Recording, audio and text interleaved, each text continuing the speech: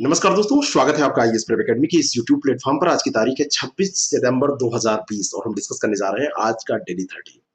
आज के डेली 30 में भी हम डेली की तरह अभी टॉपिक डिस्कस नहीं कर रहे हैं।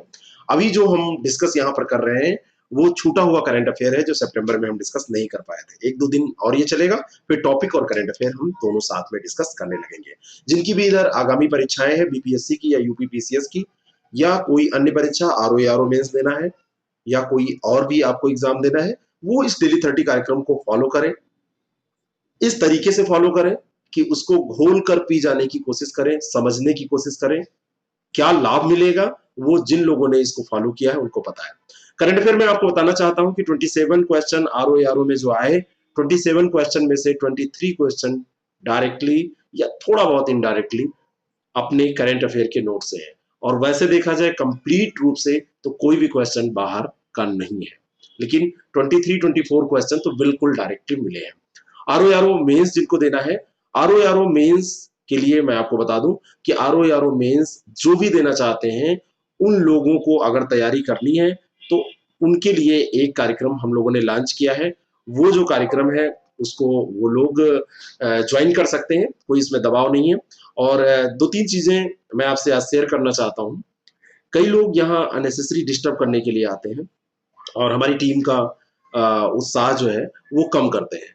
तो ऐसे लोगों को मैं यही कहना चाहूंगा कि वो अपना जो भी करें, लेकिन यहाँ पर आके बेवकूफाना हरकतें ना करें, बेवकूफी ना करें, ठीक है ना, क्योंकि उससे कहीं ना कहीं हमारी टीम की परफॉर्मेंस प्रभावित होती है। चलिए शुरू करते हैं आज का डेली 30 और लेते हैं पहला प्रश्न। प्रधानमंत्री नरेंद्र मोदी के जन्मदिन को चिन्हित करने के लिए देश भर में आयोजित विशेष सप्ताह का नाम क्या था? प्रधानमंत्री मोदी के जन्म दिवस पर सेवा सप्ताह मनाया गया और 14 से 20 सितंबर तक स्वच्छता से संबंधित कई कार्यक्रम भी इसमें चलाए गए। और इस कार्यक्रम के तहत देश भर में कई कल्याणकारी गतिविधियां भी आयोजित की गई। कई कार्यक्रम ऐसे थे जिसमें सैनिटरी पैड और व्हील चेयर, अन्य सामाजिक सेवा कार्यक्रम आयोजित किए गए और इनका वितरण किया गया। सैनिटरी पैड का वितरण किया गया, व्हील चेयर का वितरण किया गया। तो ये सेवा सप्ताह, ध्यान रखिएगा, प्रधानमंत्री का बर्थडे है और प्रधानमंत्री का बर्थडे इंपॉर्टेंट ही है। प्रधानमंत्री कोई छोटा मोटा व्यक्ति थोड़ी ना होता है। भले कोई भी उनको गाली दे सकता है, लेकिन प्रधानमंत्री छोटा मोटा व्यक्ति नहीं होता है। जो गाली देने वाले लोग हैं उनको पद के गरिमा के खिलाफ नहीं जाना चाहिए। ये मेरा सुझाव आपसे है। बाकी आप विरोध करिए, उनके कार्यों का विरोध करिए, लेकिन पद की गरिमा के खिलाफ आप मत जाइए, क्योंकि अगर आपने स्कूलिंग की है, आप एक शिक्षित व्यक्ति हैं, तो उस शिक्षा को जाया मत जाने दीजिए। अगला जो प्रश्न है, 36वें राष्ट्रीय खेल मूल रूप से 2020 में कहाँ आयोजित किए जाने थे? इनका आयोजन कहाँ किया जाना था? इनका आयोजन किया जाना था गोवा में, जो कि रद्द हो गए, नहीं हो पाए। और कोविड-19 जो महामारी है इसके कारण से खेल मंत्रालय ने इसको रद्द किया। 4 नवंबर 2020 तक इनको आयोजित होना था, 20 अक्टूबर से ये शुरू होने थे। तो 20 अक्टूबर से लेके 4 नवंबर 2020 के बीच में इनका आयोजन होना था और इनको कोविड-19 के कारण रद्द करना पड़ा। लेकिन ये प्रश्न आपसे पूछा जा सकता है। अगला जो प्रश्न है, इंपॉर्टेंट क्वेश्चन है वो भी, किस संस्था ने एआईसीटीई का उत्कर्ष संस्थान विश्वकर्मा पुरस्कार यूएसवीए 2020 जीता? कौन सी ऐसी संस्था है ये पुरस्कार जीतने वाली? तो कॉलेज ऑफ इंजीनियरिंग है और ये कहाँ? पुणे में स्थित है। कॉलेज ऑफ इंजीनियरिंग पुणे ने रमेश पोखरियाल निशंक ने जो वर्चुअली द्वितीय उत्कर्ष संस्थान विश्वकर्मा पुरस्कार प्रदान किया है, तो कॉलेज ऑफ इंजीनियरिंग ने ही ये पुरस्कार जीता है, ये ध्यान रखिएगा। इस वर्ष पुरस्कार का जो विषय था India fights corona, India fights corona इसका इस पुरस्कार का विषय था और कॉलेज ऑफ इंजीनियरिंग पुणे ने इसको जीता है। सी ऑप्शन इसका बिल्कुल करेक्ट है। 2025 तक प्रधानमंत्री भारतीय जन औषधि केंद्रों की संख्या के लिए निर्धारित लक्ष्य कितना है? 2025 तक इसको बढ़ाकर 10,500 करना है। यहाँ पर जो सही उत्तर है वो बी है, 10,500 निर्धारित किया गया है लक्ष्य कि मार्च 2025 तक इसका इतना विस्तार किया जाएगा।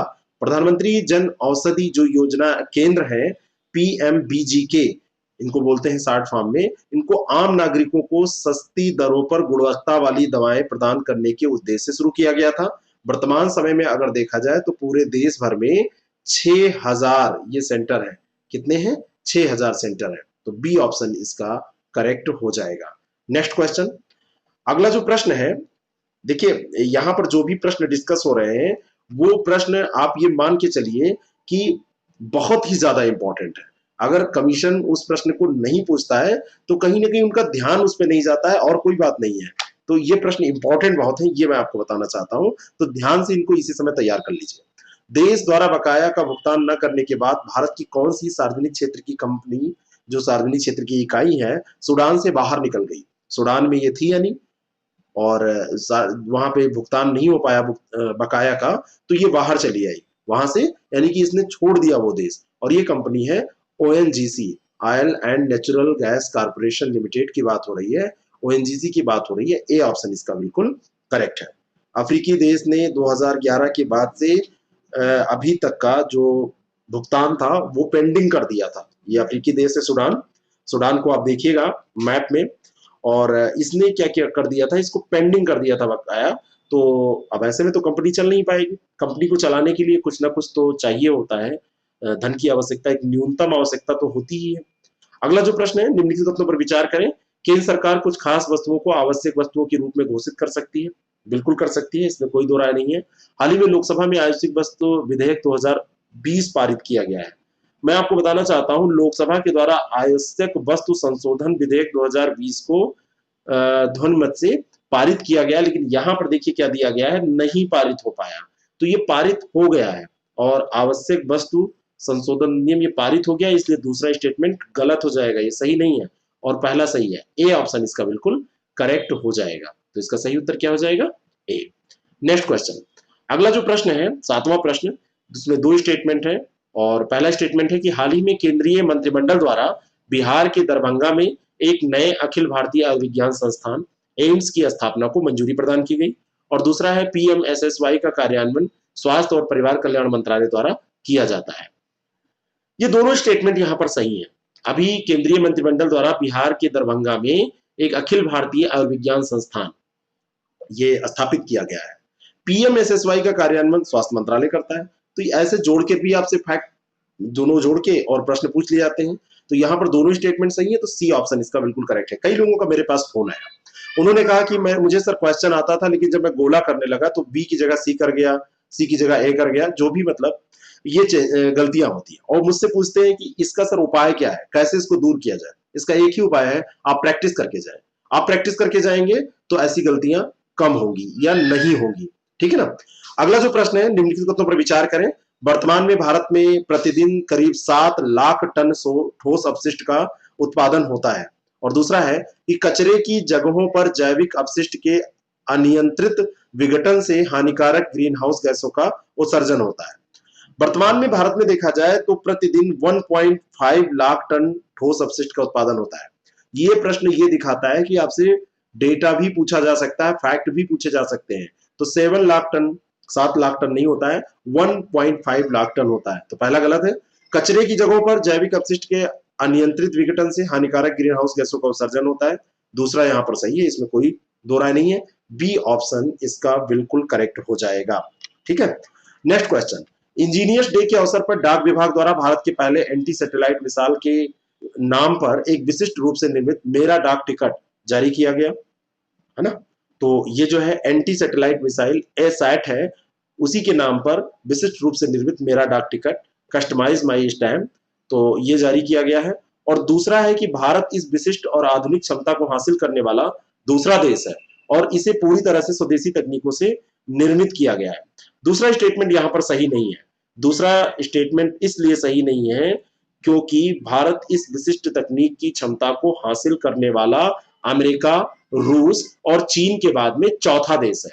तो दूसरा स्टेटमेंट यहां पर गलत हो जाएगा, पहला स्टेटमेंट सही हो जाएगा। ए इसका सही उत्तर हो जाएगा। ठीक है ना। ए ऑप्शन इसका बिल्कुल करेक्ट हो जाएगा। निम्नलिखित कथनों पर विचार करें। सांपों से निपटने हेतु संस्थागत प्रणाली तैयार करने वाला उत्तर प्रदेश वन विभाग देश में पहली राज्य इकाई बन गया है सांपों से निपटने के लिए। और दूसरा है केरल वन विभाग ने सांपों को मानव प्रभुत्व वाले स्थानों से बचाने और निर्जन क्षेत्रों में छोड़ने के लिए दिशा निर्देश जारी किए हैं।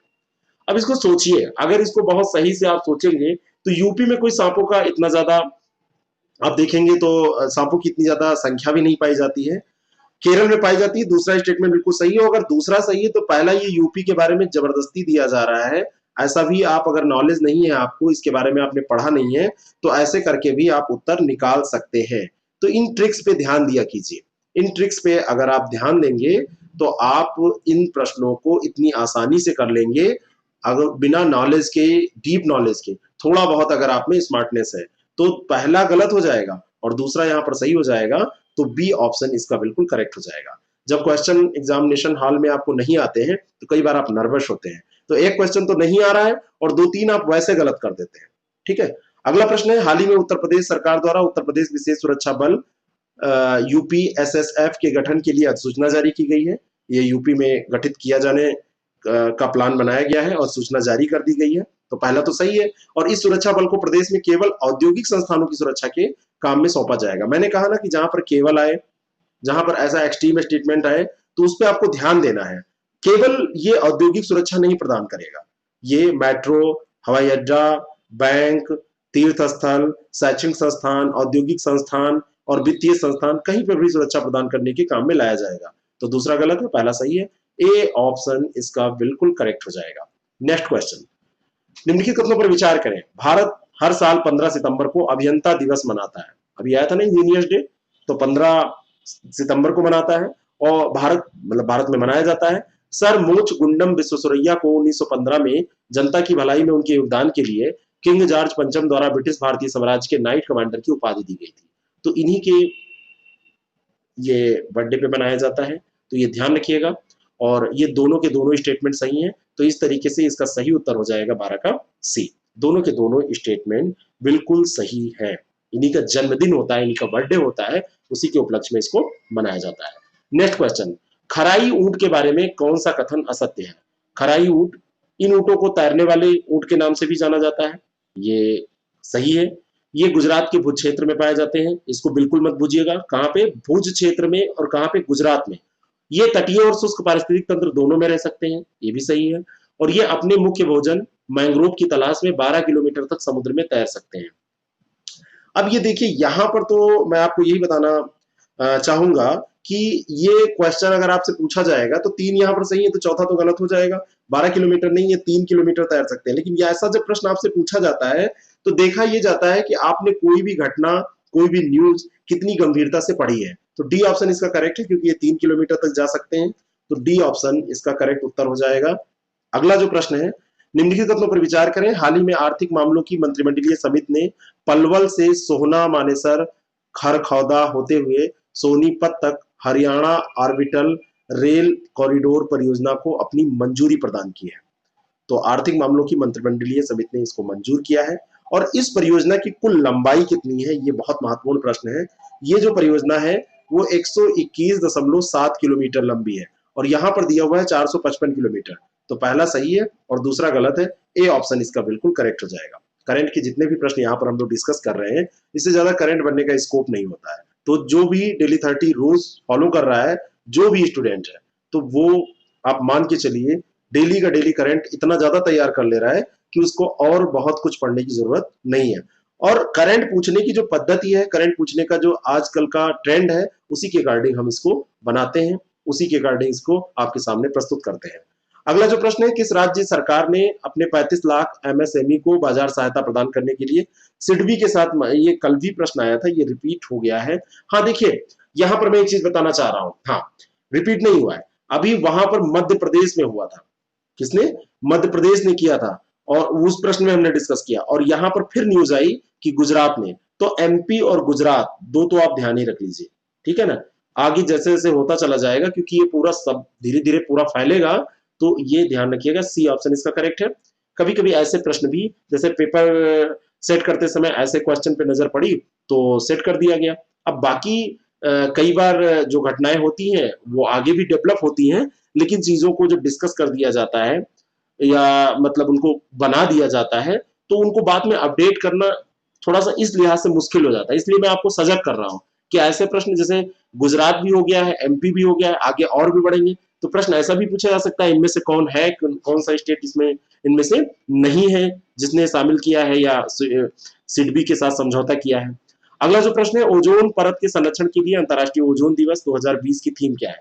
16 सितंबर को ओजोन दिवस मनाया जाता है और 16 सितंबर को मनाए जाने वाले ओजोन दिवस की थीम बहुत ज्यादा इंपॉर्टेंट है, ओजोन फॉर लाइफ। क्या है? Ozone for life. ये ऑप्शन इसका बिल्कुल करेक्ट है। 22 मार्च 1985 को 28 देशों के द्वारा ओजोन परत की सुरक्षा के लिए वियना कन्वेंशन को अपनाया गया था, उस पर हस्ताक्षर किए गए। ठीक है, और तभी से अगले साल से उसके बाद में ये 16 सितंबर को ओजोन दिवस मनाया जाने लगा था। और ये वर्ष वियना कन्वेंशन के 35वें वर्ष और ओजोन परत संरक्षण के 35वें वर्ष, दोनों के 35 साल पूरे हो रहे हैं, उसको दर्शा रहा है। 35 साल पूर्ण हो गए हैं, इसलिए इंपॉर्टेंट है। अगला जो प्रश्न है, भारत ने किस देश के साथ रक्षा प्रौद्योगिकी और व्यापार पहल DTTI बैठक प्रायोजित की है? तो कौन आयोजित की, ये किसके साथ की? तो संयुक्त राज्य अमेरिका के साथ की है, यूएसए के साथ की है। बी ऑप्शन इसका बिल्कुल करेक्ट है। 16 सितंबर 2020 को यह बैठक हुई है। भारत और अमेरिका के बीच में साल में वैसे 2 बार होती है। ऐसा पहली बार हुआ है जब इस समूह की बैठक वर्चुअली आयोजित की गई है। तो बहुत सारी बैठकें जो हैं वो वर्चुअली आयोजित की जा रही हैं। इसमें कोविड-19 के कारण ऐसा हो रहा है। अगला जो प्रश्न है, राज्यसभा ने पारित किया गया कौन सा विधेयक DGCA, BCAS और AAIB जैसी विमानन एजेंसियों को सांविधिक निकायों में परिवर्तित करने का प्रयास करता है? तो ये विमान संशोधन विधेयक 2020 है, ये ध्यान रखिएगा। इतना ही आपसे पूछा जाएगा और बाकी जो प्रश्न में लैंग्वेज है ये इंपॉर्टेंट है। निम्नलिखित कथनों पर विचार करें। हेमावती तीर्थ, लक्ष्मी तीर्थ, काबिनी, अमरावती, नोयल और भवानी नदियां कावेरी की सहायक नदी हैं। क्या सही है? कभी नाम सुना लक्ष्मी तीर्थ का? काबिनी तो सुना है, हेमावती, ये सब याद कर लीजिए। ये किसकी है? कावेरी की सहायक है। गोदावरी नदी पर तमिलनाडु में होगेनकल जलप्रपात अवस्थित है। मैं आपको बताना चाहता हूं कि होगेनकल जलप्रपात कर्नाटक राज्य में भारचुक्की और बालमुरी जलप्रपात, ये जो है मतलब कावेरी नदी पर जो जलप्रपात है, तो इसमें कावेरी नदी पर तमिलनाडु में स्थित है, गोदावरी नहीं, कावेरी नदी पर। और ये कहां पर स्थित है? कहां पर? तमिलनाडु में। तो ये तमिलनाडु में है लेकिन कावेरी नदी पर है, तो ये ध्यान रखिएगा, ये गलत हो गया, ये होगेनकल जलप्रपात। और ऐसे ही कर्नाटक राज्य में जाएंगे तो भारचुक्की और बालमुरी, ये जलप्रपात भी कावेरी नदी पर ही स्थित है। ऐसा इसको बताना था मुझे, गोदावरी नदी पर नहीं है। होगेनकल भी कावेरी पे है जो कि तमिलनाडु में है, और बालमुरी और भारचुक्की भी कावेरी पे ही है जो कि कर्नाटक में है। नेक्स्ट क्वेश्चन, तो इस तरीके से ए ऑप्शन इसका बिल्कुल करेक्ट हो जाएगा। अगला जो प्रश्न है, निम्नलिखित कथनों पर विचार करें। कावेरी नदी का उद्गम दक्षिण पश्चिमी कर्नाटक राज्य में पश्चिमी घाट के ब्रह्मगिरी पर्वत से होता है। होता है, बिल्कुल सही है, ब्रह्मगिरी पर्वत से होता है। और कावेरी नदी बेसिन 3 राज्यों और एक केंद्र शासित प्रदेश में विस्तृत है। 3 राज्य जो हैं वो कौन कौन से हैं? आप लोग उत्तर नहीं देते हैं मेरे प्रश्नों का, ये दुख है मुझे। वैसे भी बहुत कम लोग इसको देखते हैं, लेकिन आप लोगों के लिए ये कार्यक्रम चलाया जाता है, तो आप लोग थोड़ा सा उत्तर उत्तर भी दिया कीजिए।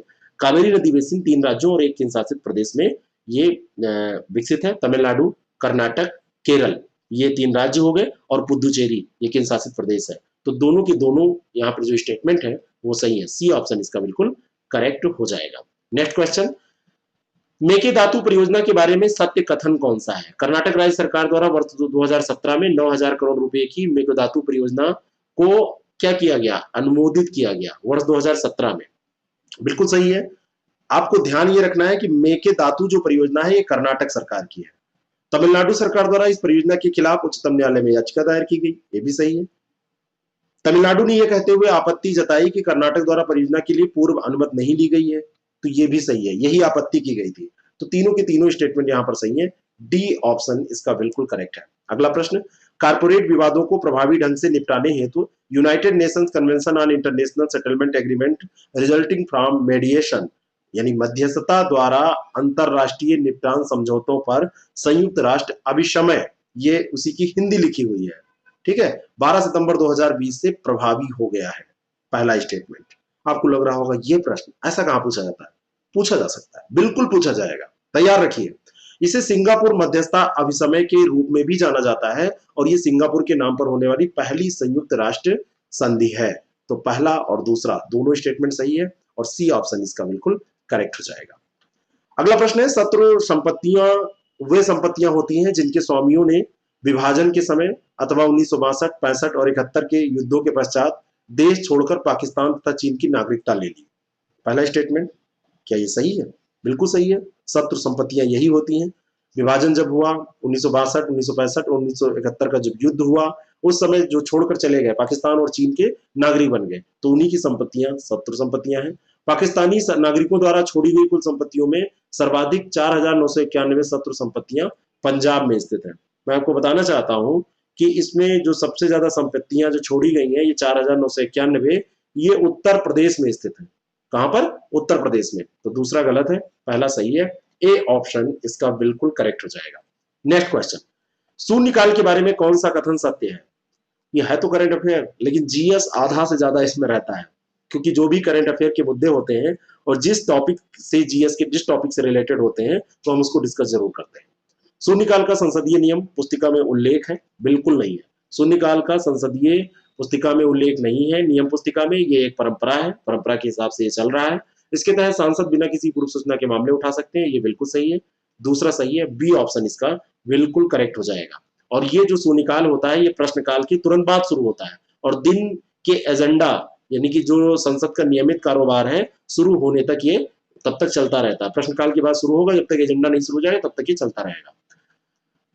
अगला जो ये पढ़ लीजिए, नियोघाल विरजा, जो भी ये लिखा है, ये ग्लेशियर का नाम है। इसके बारे में सत्य बताना है। ये पूर्वोत्तर ग्रीनलैंड में स्थित है, पूर्वोत्तर ग्रीनलैंड में है, बिल्कुल सही है। और ये आर्कटिक का सबसे छोटा हिमखंड है। ये आर्कटिक का सबसे बड़ा हिमखंड है। आइस शेल्फ जो है ये सबसे बड़ा है आर्कटिक का। तो दूसरा गलत है, पहला सही है। इसकी स्थिति ध्यान रखिएगा, लोकेशन ये ग्रीनलैंड में है। अगला प्रश्न है, हाल ही में शुक्र ग्रह पर फास्फीन गैस की उपस्थिति देखी गई है और यह शुक्र पर जीवन पाए जाने के संकेत देती है।